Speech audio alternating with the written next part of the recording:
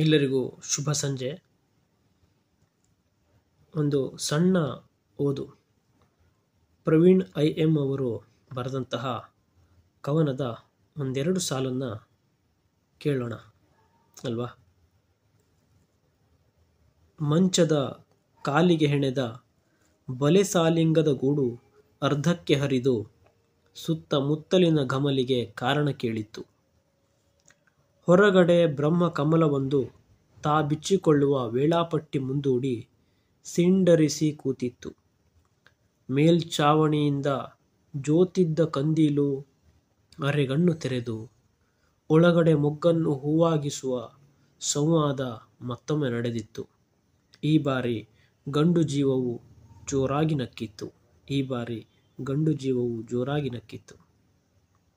Thank you for listening. Meet you again.